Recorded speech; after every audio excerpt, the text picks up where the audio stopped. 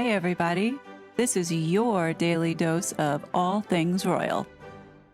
So that was a really stark difference out of the gate, but and I think we were just hit so hard at the beginning with a lot of mistruths that I made the choice to not read anything. Then you're finding yourselves on your devices or online more, right? And there's a lot of vulnerability there that I think so many people are experiencing. Yes, it's a great way to connect, but it's also ends up being a place where there's a lot of disconnection. You know, I can speak personally to, I'm told that in 2019, I was the most trolled person in the entire world, male or female. Now, 8 months of that, I wasn't even visible. I was on maternity leave or with a baby. But what was able to just be manufactured and churned out, it's almost unsurvivable. That's so big, you can't even think of what that feels like. And you know, for me, it's a tricky one because I'm not part of any of that. And again, as Adam knows, I don't look at it. You never look at, say, Twitter. No. Sorry, no. You know, and for me, that is my personal preference, right? Take notice of what we put in our bellies as a diet. The same applies for our eyes and for our mind. What we're consuming is affecting us. So, you know, I mean, for me, I make the choice not to read it, not to see it, and to remove myself from that. Well, firstly, I would urge you not to read tabloids because I don't think that's healthy for anyone. Hopefully one day they come with a warning label like cigarettes do, like this is toxic for your mental health. Honestly, today, I think it was my limit. The nonstop barrage of articles about Meghan and Harry, specifically Meghan, it was just too much. Flooding my newsfeed, Meghan Markle and Prince Harry surprise fun recipient with a call and really sweet message, exclusive. Another one from People magazine, Meghan Markle and Prince Harry reveal why Archie and Lilibet will be grateful in new video. Magazine again, inside Meghan Markle, Prince Harry's growing pains in showbiz, exclusive.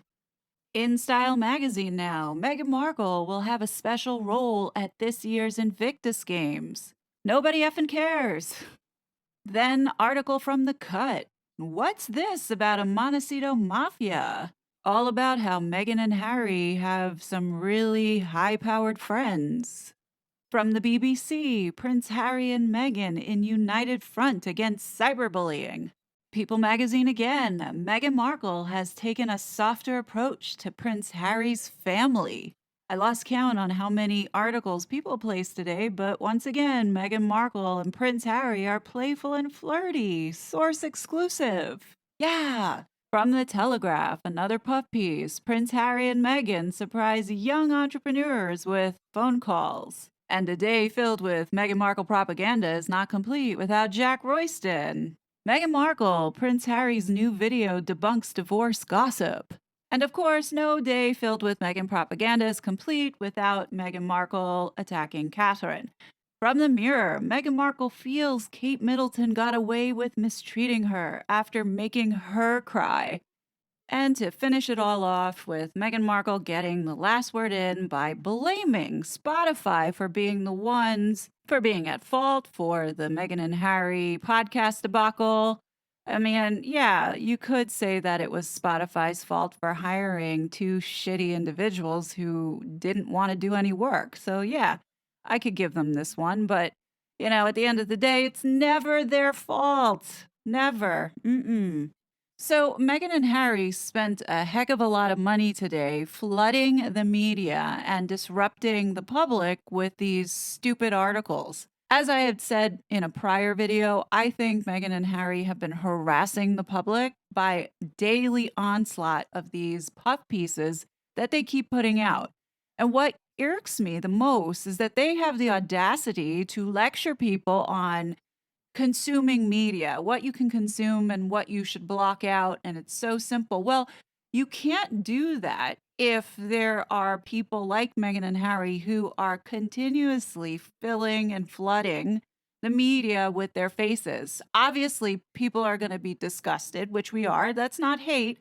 It's disgust because we're exhausted of the constant complaining, virtue signaling, and preaching, telling people how they should behave, how they should think, what they can say, what they think is hate, what is good for your mental health.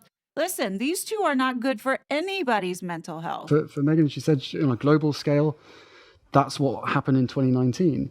Oh, yeah, let's address this. These two are so gung ho to censor the internet that, they make it sound like they don't look at social media or they're not online reading headlines, which is absolute bull. If you go back to this teenage therapy Meghan and Harry did with these kids, they talk about, well, Megan specifically says that she was made aware that in 2019, like, if she wasn't paying attention to what was going on online, as she so called said, how was this unsurvivable for her if she had no idea what they were saying about her? Same thing with Harry. Harry made this comment there saying that he didn't listen or look at anything online, which we know is an absolute lie. So they're going on this crusade to try and silence so many people because they're the ones who have the serious addiction to being online. These two really do need to get help. They don't need to be interfering and meddling in attempt to get more regulation put around our speech online. Just because they don't like it doesn't mean we should be restricted to say it. One of the arguments that they have is that, people tend to say really hateful things from behind a keyboard that you wouldn't necessarily say to somebody's face. Well, I keep it pretty PG on this channel and don't really swear too much, but me in real life is a different story. And if I ever came face to face with both Harry and Meghan, there would certainly be no holding back in what I would have to say. And I know that the Brits are really polite, but here in New York, we say what's on our minds, and these two would get an earful. But of course, these two are such cowards that they can't face the music and would never put themselves in a position to be confronted by people who are telling the truth. Like, I can't imagine that Meghan's agent and people representing her would sanction saturating the media with all these stupid stories. It doesn't make her look any better. And quite frankly, these two really seem to be trying too hard. And you can almost sense the desperation in it. So I wonder if WME is now starting to distance themselves from Meghan and Harry. And today's PR extravaganza was a result of Meghan getting crazy and going off and pushing out all these stories. One, to take some of the heat off of the recent bad press, because we all know that Meghan loves to clap back. And two, also to deflect from other things that are going on or to take spotlight away from others. So, like Serena, who just had her gender reveal baby party, was dominating the news, and Meghan was nowhere to be found. So, part of me thinks that she put out all these articles in order to suppress anybody else's news so she could stay on top. To me, I think that that seems likely because she is a narc, and that's what narcs do. But what do you guys think? Switching gears, let's move on to a fun topic. So, in the Megxit community, we have quite a few content creators that each bring something different to the table surrounding the Harkle debacle. My guilty pleasure is watching the tarot readers. Now, I don't know anything about tarot reading. In fact, I'm not even sure if I'm sold on it. But what I can say is that each one of these content creators are entertaining. And to a certain extent, some of them I do watch strictly because they have the most soothing voice. You could absolutely feel their calming energy. To me, sometimes it's like ASMR. My favorite, hands down, is Lord Famous Fortunes. There's such a great vibe in his content, and I can't tell you how many times he's made me laugh. But he also has a really intuitive perspective, and I want to share something with you of his, and I hope he doesn't get upset with me for using some of his material, but I think everyone should see it. Now, earlier in my video, I referenced this podcast, and I did it for a reason because I wanted people to hear how it was back in October of 2020. This was a time where Meghan and Harry were doing things together, and even though Megxit happened, they still appeared to be happy and doing their own thing out in Montecito. They were still annoying on a daily basis, but not to a point where we could see that they were up to no good, like how we see this now. Remember, the Oprah interview didn't happen yet, and for the most part in the United States, we really didn't care about them. and not many people had been following what they were doing. So Famous Fortunes began posting videos around September 2020, and each one of his videos are numbered. So currently, right now, I think we're up to almost 1,000 videos. So looking here, this is from the very beginning, and the video that I want to talk about is number 4. This is the video dated from October 22nd, 2020. And the question that he was asking was, what were Meghan Markle's intentions for marrying Prince Harry? Keep in mind that Lord Famous Fortunes knew nothing about Meghan and Harry, just what we all knew at the time. What were Meghan Markle's intentions with marrying Prince Harry? What were her intentions? Now, I'm going to do a bonus question here.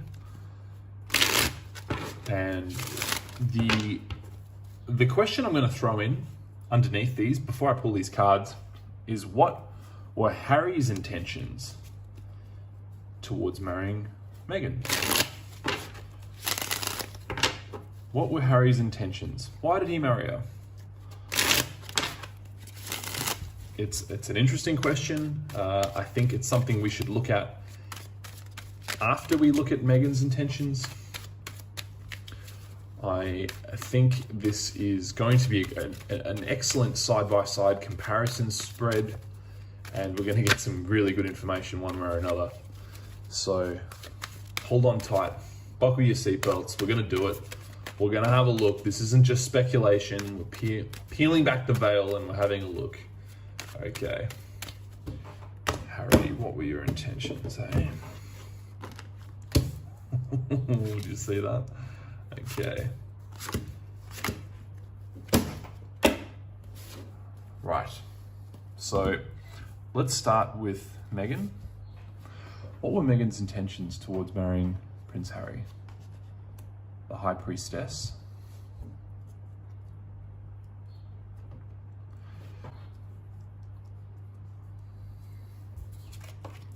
Justice. The Hermit. Strength. And the Four of Swords. Wow. Wow. 4 of these 5 cards are major arcana.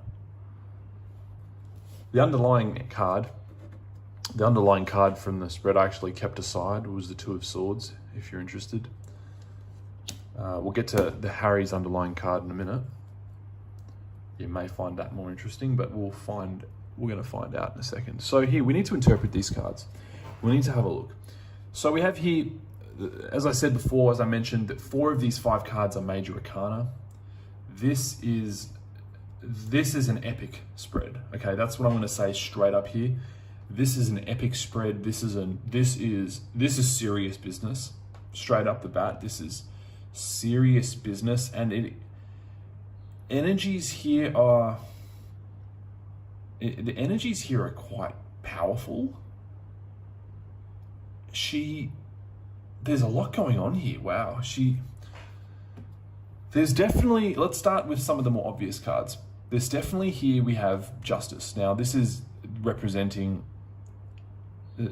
definitely representing marriage, of course, but that doesn't answer to the question. What are intentions to marry Prince Harry? Marriage. It's not really answering the question. Her intentions are actually, oh, you know what? First and foremost, her intentions are hidden. She has hidden her true intentions for marrying Prince Harry. They are not apparent. Whatever is being said publicly is not the real intention for marrying him.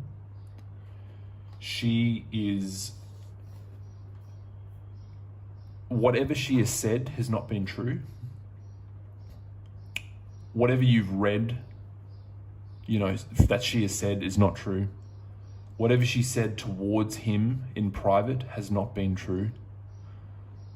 Her intentions are a well-kept secret as to why she actually married him. I'm going to also go out and say here that with further to that, she is actually, how can I say this?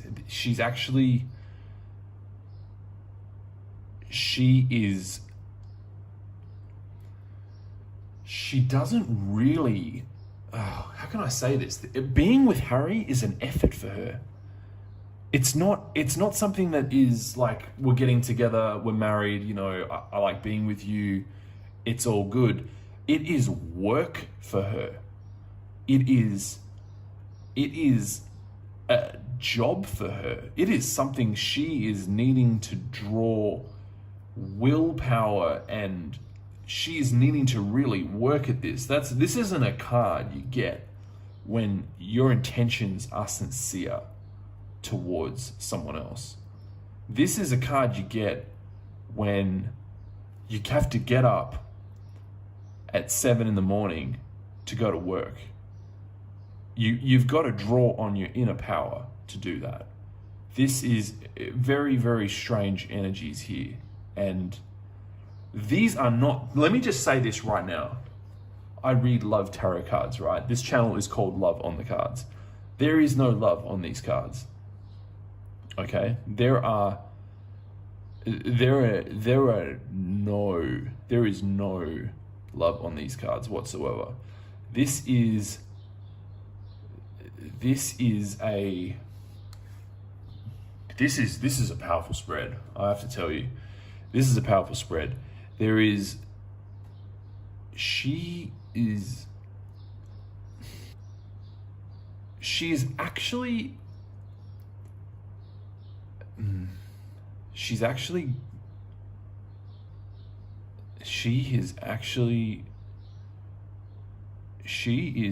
this card here, the High Priestess, has a connection to the Hermit in that it represents things that are hidden.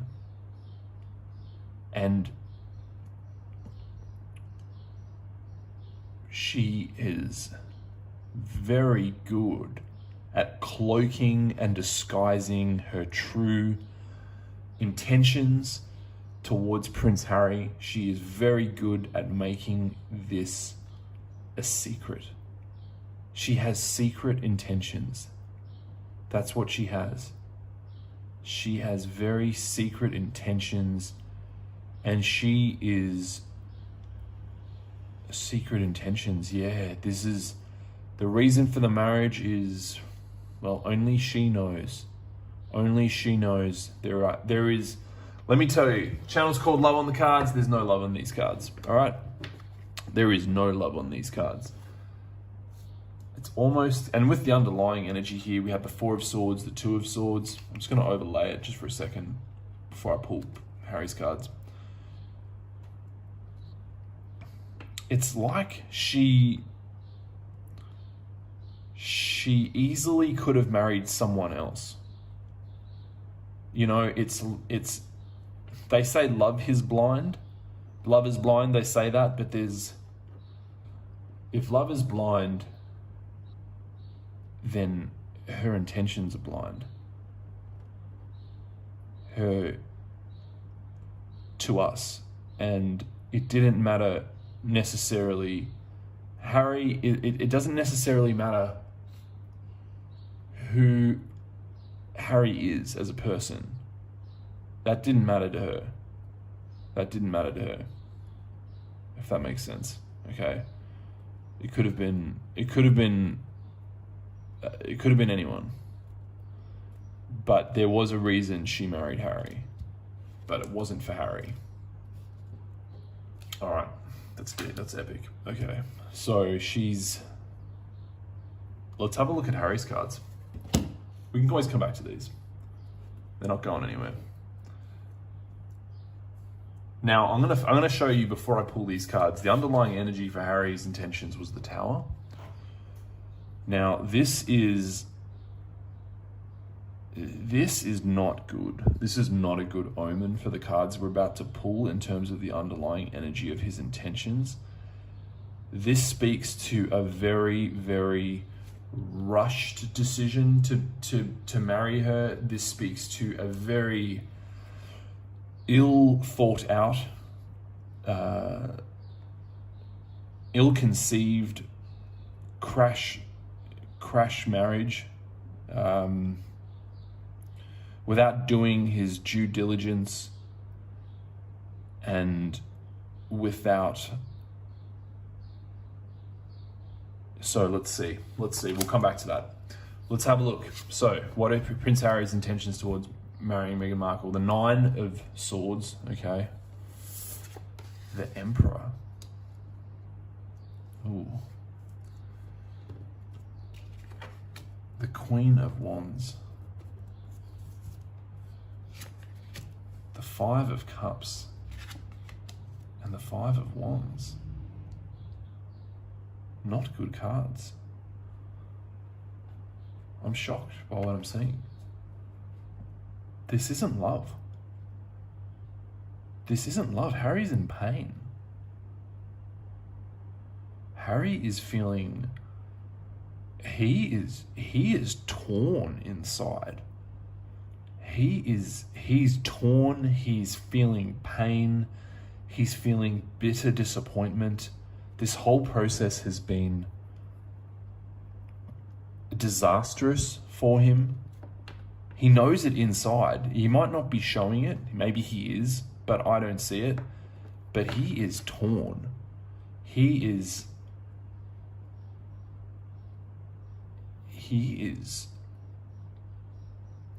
It looks to me that he's married. This is really bad. He's married her through suffering.